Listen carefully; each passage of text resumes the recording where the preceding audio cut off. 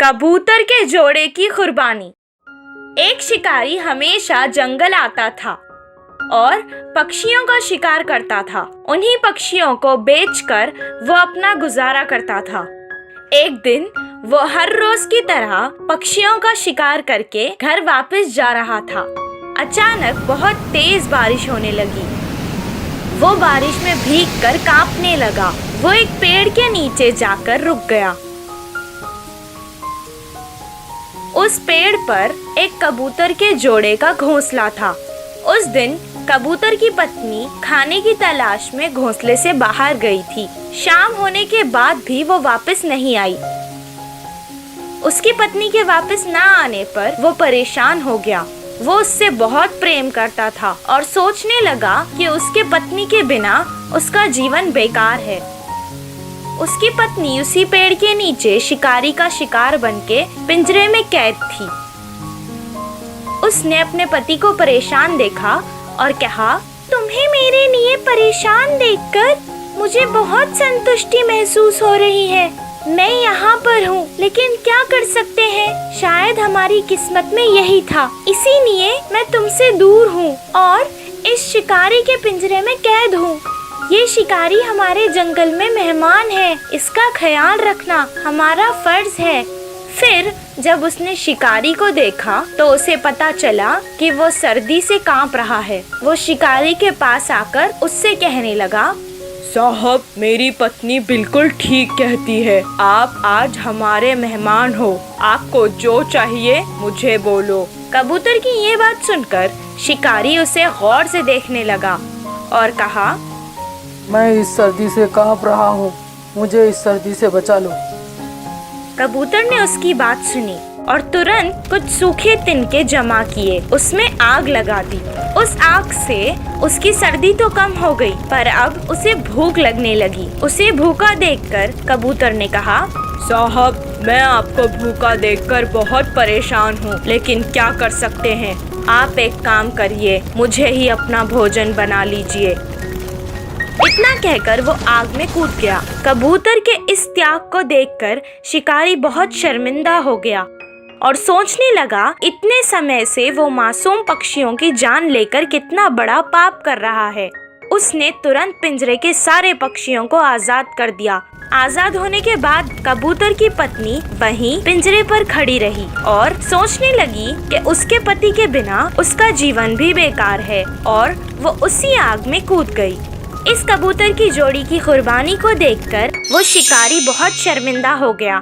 कुछ देर बाद वन देवी ने उन दोनों को वापस जिंदा कर दिया। वो दोबारा अपने घोंसले में जाकर बैठ गए। उन दोनों को एक साथ देखकर शिकारी के मन को शांति मिल गई। इस कहानी से हमें ये शिक्षा मिलती है कि दुश्मनों का भी कभी बुरा नहीं सोचना चाहिए। जादुई हंस। एक बार एक जंगल में एक छोटी सी नदी हुआ करती थी, जिसमें एक हंस रहता था। वो सुनहरे रंग का था। उसके पास एक जादुई शक्ति थी, जिससे वो बीते हुए जन्म की बातें और आगे होने वाली सारी बातें पता चल जाती थी। उसके अलावा उस नदी में और कोई नहीं रहता था। उस जंगल के पास के गांव में एक गरीब औरत रहती थी, जो हर रोज जंगल से लकड़ी चुन के ले जाती थी। वो बहुत गरीब। रोज वो उस औरत को देखता और सोचता। एक दिन बहुत प्यास लगने के कारण लकड़ियां चुनने के बाद वो नदी से थोड़ा पानी पीने आई। नदी के किनारे वो हाथ में पानी भर के पीने लगी। उसे पानी पीता देख वो उसके पास आया और उससे कहने लगा, मैं तुम्हें एक राज की बात बताता हूँ, क्या तुम उस पे विश्वास करोगी? नदी के बीचों बीच एक सुनहरे रंग का बात करने वाला हंस को देखकर वो बहुत हैरान हुई। वो अब रहस्य जानना चाहती थी।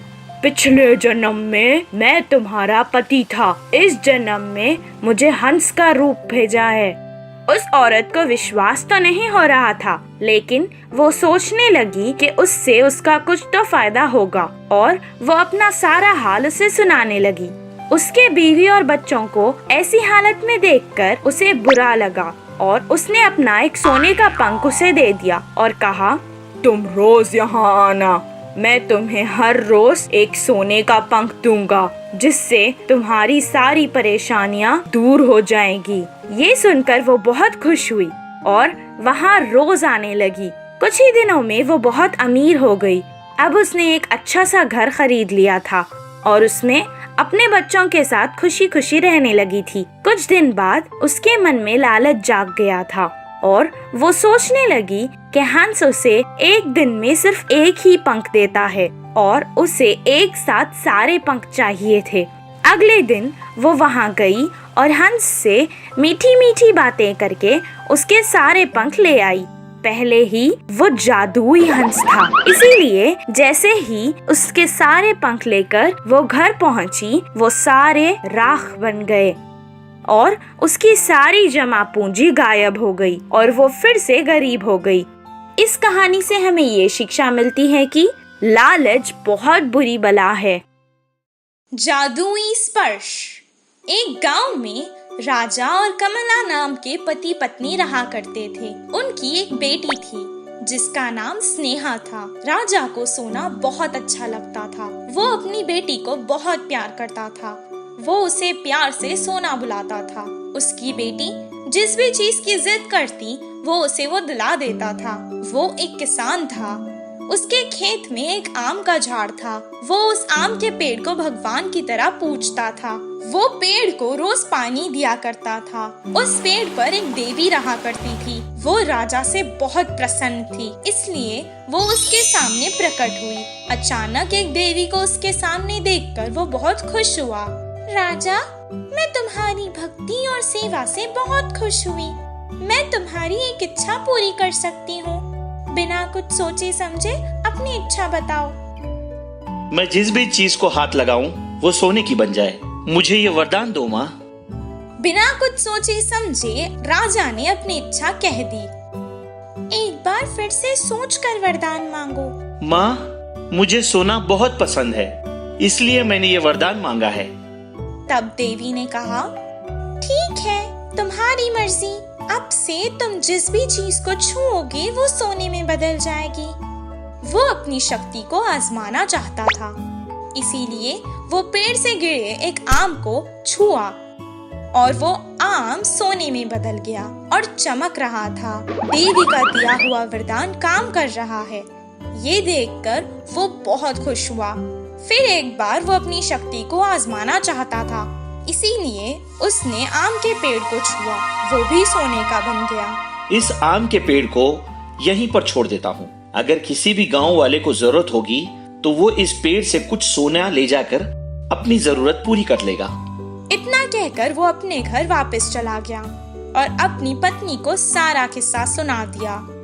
तभी उसकी पत्नी को दिखाने के लिए वो घर में रखे कुछ चीजों को छूने लगा और वो सोने में बदल गई।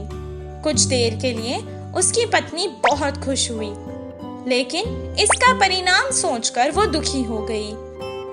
कुछ देर बाद स्नेहा पाठशाला से घर वापस आ गई। पिता को देखकर वो तुरंत उसके पास आ गई।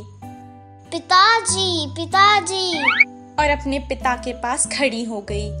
राजा उसे बहुत प्यार करता था, इसीलिए जैसे ही उसने देखा कि वो बच्ची उसके पास आई है, उसे अपनी बाहों में ले लिया। पर जैसे ही उसने स्नेहा को अपने हाथ में लिया, वो बेचारी बच्ची सोने की गुड़िया बन गई। राजा को सोना बहुत पसंद था, पर अपनी बेटी से ज्यादा तो नहीं। अपनी बेटी को ऐसे देखकर वो रोने लगा। अचानक वहाँ वो वरदान वाली देवी प्रकट हुई और कहने लगी, क्या हुआ राजा, क्यों याद किया मुझे? मुझे ये वरदान नहीं चाहिए माँ, ये वापस ले लो और मुझे मेरी बेटी दे दो। मैंने तभी तुमसे कहा था ना कि दोबारा सोच समझकर वरदान मांगो। ठीक है, जैसा तुम चाहो। अब तुम्हारे पास कोई शक्ति नहीं होगी, तुम साधारण इंसान हो जाओगे और जो भी चीजों को तुमने छुआ है वो सोने से वापस साधारण हो जाएंगी। जैसा देवी ने कहा था, उसकी शक्तियां भी चली गई और जो चीजें उसने सोने में बदल दी थी वो भी साधारण पैनी जैसी हो गई। इसके बाद उसने कभी लालच नहीं किया और अपने परिवार के साथ खुशी खुशी रहने लगा। इस कहानी से हमें ये शिक्षा मिलती है कि अपने पास जो होता है उसी में खुश रहना चाहिए।